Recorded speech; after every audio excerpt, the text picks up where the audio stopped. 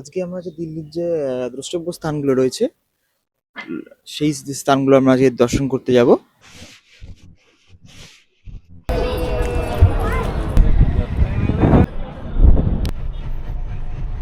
আমরা এখন আছি দিল্লির লক্ষ্মীনারায়ণ টেম্পল অথবা বিড়লা মন্দিরের সামনে।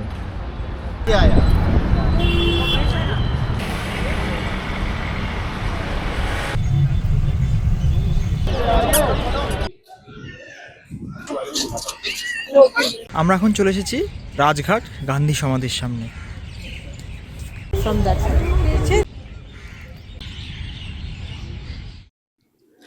গুড মর্নিং সবাইকে। আজকে 17ই ফেব্রুয়ারি 2026। আমরা এখন আছি দিল্লি কালীবাড়ি, চিত্তরঞ্জন কালীবাড়িতে। এখন ঘড়িতে বাজে প্রায় 10:30। আমরা আজকে একটা গাড়ি বুক করেছি, এই রিসেপশন থেকে একটা গাড়ি বুক করেছি। ভাড়া নিয়েছে তার 3,000 টাকা প্রথমে বলছিল, 8 ঘন্টায় 3,000 টাকা। তারপর একটু বার্গেনিং করে 800 টাকায় রাজি করা হয়েছে। তো আজকে আমরা যে দিল্লির যে দ্রষ্টব্য স্থানগুলো রয়েছে, সেই স্থানগুলো আমরা আজকে দর্শন করতে যাব।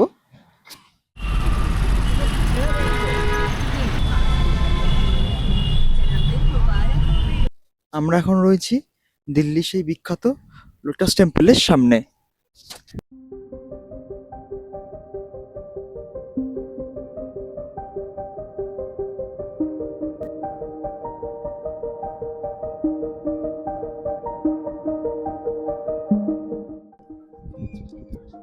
বাহাই ধর্মাবলম্বীদের উপাসনা গৃহ হচ্ছে এই লোটাস টেম্পল।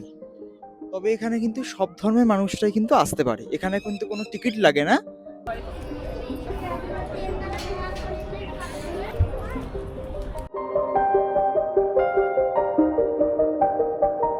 আমরা এখন লোটাস টেম্পলের যে প্রেয়ার রুম সেখান থেকে বেরিয়ে আসলাম। ভেতরে কিন্তু একটা বেশ শান্তকর পরিবেশ। দিল্লিতে আসলে কিন্তু এই লোটাস টেম্পল দেখতেই হবে, এত সুন্দর পরিবেশ ভেতরে এবং আশেপাশে এত শান্তশিষ্ট। এবং ভেতরে আসলে কিন্তু অবশ্যই 2 মিনিট হলেও বসবেন, খুব একটা মনের মধ্যে কিন্তু শান্তি আসবে। লোটাস টেম্পল কিন্তু শুধু সোমবার দিন বন্ধ থাকে, আর এছাড়া শীতকালে সকাল 9টা থেকে 5:30 অবধি খোলা থাকে, আর গরমকালে সকাল 9টা থেকে 7টা অবধি খোলা থাকে। শুধু কিন্তু সোমবার দিন বন্ধ থাকে।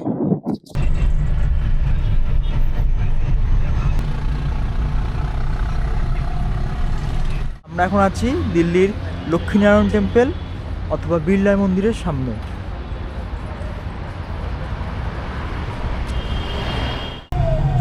ये दिल्ली का सबसे बड़ा गुरुद्वारा है।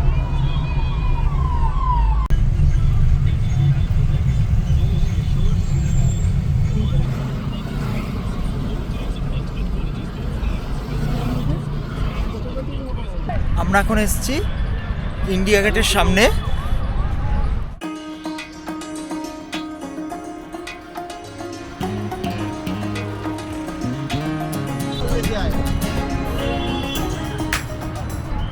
এই যে ইন্ডিয়া গেট, পেছনে ইন্ডিয়া গেট, আর সামনে হচ্ছে ওই দূরে রাষ্ট্রপতি ভবন। আর এর মাঝের যে রাস্তাটা রয়েছে এটাই কিন্তু সেই কর্তব্য পথ, বা পুরনো যার নাম ছিল হচ্ছে রাজপথ। 26শে জানুয়ারির সময় এইখানেই কিন্তু কুচকাওয়াজ অনুষ্ঠিত হয়, এখানেই কিন্তু সেই মিলিটারি প্যারেড হয়।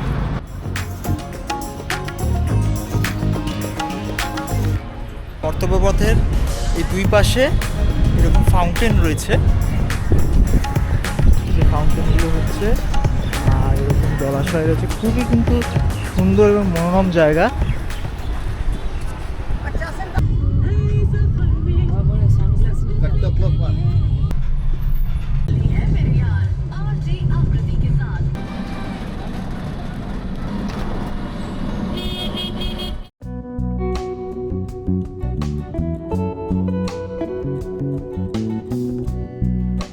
আমরা এখন রয়েছি দিল্লির লালকেল্লার সামনে। 15ই আগস্ট 1947 খ্রিস্টাব্দে দেশ যখন প্রথম স্বাধীন হয়, এইখানে দাঁড়িয়েই কিন্তু প্রথম প্রাইম মিনিস্টার জওহরলাল নেহরু দেশের উদ্দেশ্যে ভাষণ দিয়েছিলেন। এবং তার প্রত্যেক বছর এই স্থানেই কিন্তু প্রধানমন্ত্রী 15ই আগস্ট ভাষণ দেয়।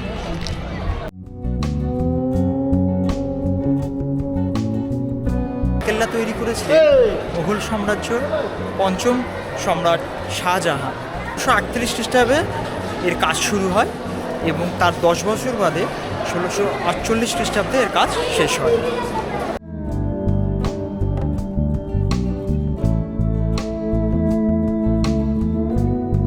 পেছনে এই যে বাজারটার ভেতর দিয়ে আসলাম, এর নাম হচ্ছে ছাট্টা চক, মানে ঢাকনা দেওয়া, তার নিচে বাজার।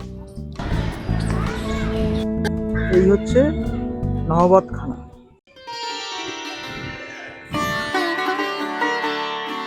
এখন আছি দেওয়ানি আমের সামনে।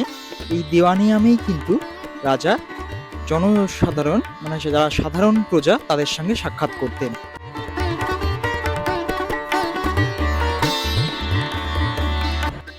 আমরা এখন রয়েছি লালকেল্লার ভেতরে এই রংমহলের সামনে। এই রংমহলের ভেতরের যে আকৃতি বা ভেতরের যে কনস্ট্রাকশন এমনভাবে করা, যেখানে রাত্রিবেলা প্রদীপ বা মশাল জ্বালালে চারিদিক এমন ঝকঝক করে উঠত, এবং তার জন্য কিন্তু একে শীষমহলও বলা হয়।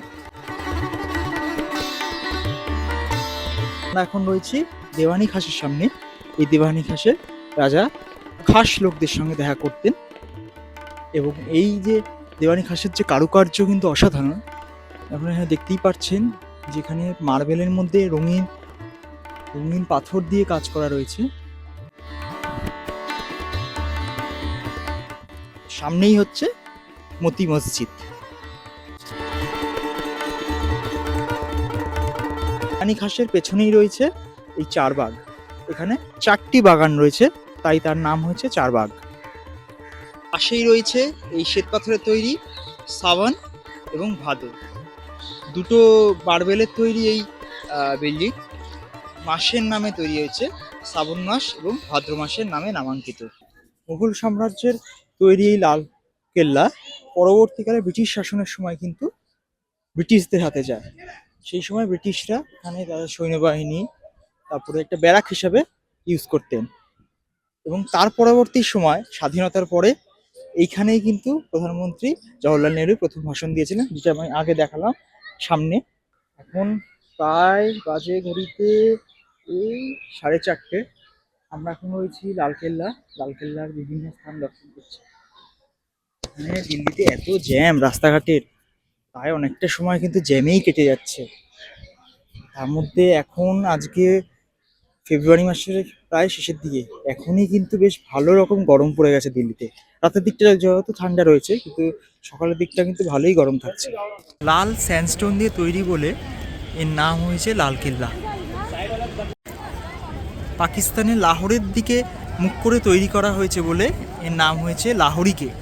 আবার পাকিস্তানের লাহোরেও কিন্তু রয়েছে দিল্লির দিকে মুখ করা দিল্লি গেট। লালকেল্লার পার্কিং গেট থেকে ই রিক্সা পাওয়া যায়, 24 টাকা করে নেয় আপ এবং ডাউন, মানে যাওয়া এবং আসা নিয়ে 24 টাকা করে নেবে। আপনাকে লালকেল্লার পার্কিং গ্রাউন্ড থেকে নিয়ে একদম লালকেল্লার যে এন্ট্রান্স অবধি, সেই অবধি আপনাকে দিয়ে আসবে এবং নিয়ে আসবে।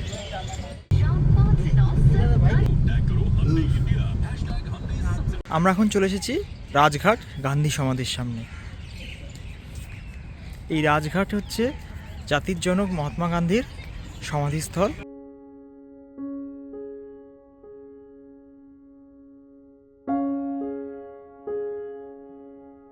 এই প্রজ্বলিত শিখা কিন্তু সর্বদাই এখানে জ্বলতে থাকে, আর গান্ধীজির শেষ উক্তি হে রামও কিন্তু এখানে খোদাই করা রয়েছে। রাজঘাটের পাশেই রয়েছে এই শক্তিস্থলে রাজীব গান্ধীর সমাধিক্ষেত্র।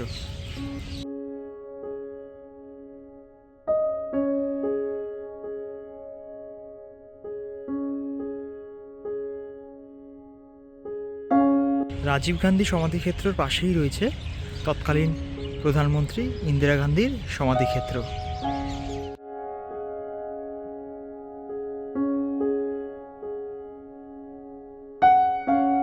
এখন আস্তে আস্তে প্রায় বিকেল হয়ে যাচ্ছে, সূর্য আস্তে আস্তে ডুবে যাবে। আমরা এখন এবার হোটেলের পথে রওনা হব।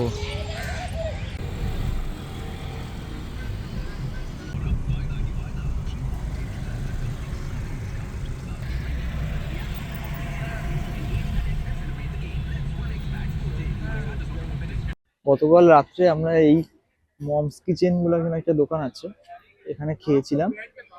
এখানে একটা চাইনিজ ইটালিতে একটা, এখানে কিন্তু ভালো বেশ ভেজ রাইসটা করেছিল কালকে, এবং তার সঙ্গে ভেজ মাঞ্চুরিয়ান বেশ দারুণ করেছিল। এই মমস কিচেন থেকে আমরা নিয়েছিলাম, এটা একদম কালীবাড়ির অপোজিটেই রয়েছে। চিত্তরঞ্জন কালীবাড়ির অপোজিটেই কিন্তু বেশ দারুণ একটা পুরো বাঙালি বাজার রয়েছে। মানে স্টোর থেকে শুরু করে মুড়ি টুড়ি, মানে বাংলার যা যা জিনিস রয়েছে সবই কিন্তু এখানে পাওয়া যায়। এখানে মুড়ি পাওয়া যাচ্ছে, তারপরে ডাল, সবই পাওয়া যায়। হ্যাঁ, এটা পুরোপুরি কিন্তু একটা পুরো বাঙালি পাড়া বলতে গেলে। এই চিত্তরঞ্জন কালীবাড়িতে যারা থাকবেন তাদের কিন্তু এই সুবিধাগুলো বেশ ভালো আছে। অপোজিটেই একদম বাজার রয়েছে, তারপরে গ্রসারি স্টোরও রয়েছে, তারপরে ওষুধের দোকান থেকে শুরু করে সবকিছুই কিন্তু রয়েছে এখানে একদম। আজকে আমরা সকাল থেকে দিল্লির যে দর্শব্য স্থানগুলো ছিল সেগুলো আমরা দেখলাম, প্রায় 11টা থেকে সন্ধ্যে 7টা অবধি। তার মধ্যে ম্যাক্সিমাম সময় কিন্তু জ্যামেই কেটে গেছে। দিল্লির জ্যাম কিন্তু মারাত্মক। এখানে কিন্তু মানে 2 মিনিট বাদে বাদেই পুরো একদম গাড়ির লাইন নেমে যাচ্ছে।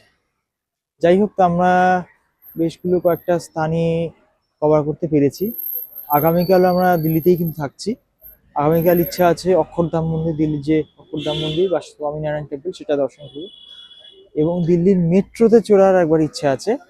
আজকে রাস্তা দিয়ে যখন যাচ্ছিলাম, মানে অনেক মেট্রো দেখলাম আজকে। আমার কিন্তু বলতে গেলে দিল্লির এই চিত্তরঞ্জন পার্কের যে এরিয়াটা কিন্তু বেশ ভালোই লেগেছে। আমাদের যে ধর্মশালাটা রয়েছে এটা বেশ একটা ভালো পরিবেশ আছে, আর আশেপাশে কিন্তু এর অনেক প্রচুর দোকান রয়েছে। একদম ধর্মশালা থেকে বেরিয়েই অপোজিটেই অনেক খাবারের দোকান রয়েছে, তারপরে বাজারও রয়েছে, সবকিছুই রয়েছে এখানে।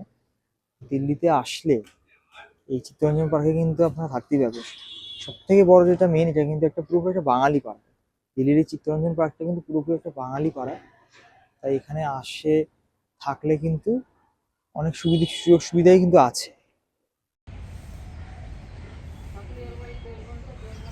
সকালবেলায় এক পশলা বৃষ্টি হয়ে গেল, সকাল থেকে মেঘলা ছিল আকাশ।